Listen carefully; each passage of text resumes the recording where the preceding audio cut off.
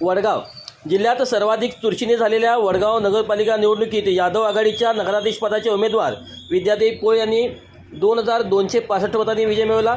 त्यांनी जनस्वराज्य शक्ती पक्ष व ताराणी आघाडीच्या प्रविता सालपे यांचा पराभव केला। वडगावमध्ये विद्यादेवी पोळ यांच्या लाटेत सत्ताधारी वाहून गेले।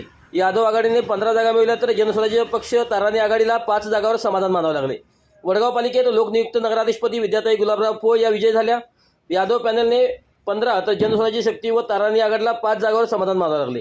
वडगावात सत्ता करण्यास यश आले। वडगाव पालिकेच्या पंचवार्षिक निवडणुकीत नुकतीच झाली त्याची मतमोजणी येथील मराठा समाज सांस्कृतिक मंदिरात करण्यात आली। यामध्ये नगराध्यक्षपदासह 20 जागांसाठी निवडणूक झाली। 10 टेबलावर करण्यात आली।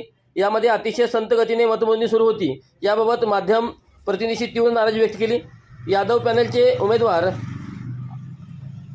पुढीलप्रमाणे: सुरेखा महादेव अनुसे, धनश्री इंद्रजित पोळ, मिलिंद लमुवेल सनदी, निवास वसंत धनवडे, वर्षा सतीश पवार, विशाल विजय वडगावे, रुपाली अभिजित माने, कल्पना सर्जेराव भोसले, अभिजित बाळासू गायकवाड, प्रवीण आप्पासाहेब पाटील, सुषमा बाबासाहेब पाटील, नीला जयसिंग जाधव, जवाहर बाजीराव सलगर, सुमन अशोक कोळी, गुरुप्रसाद दिलीपसिंह यादव।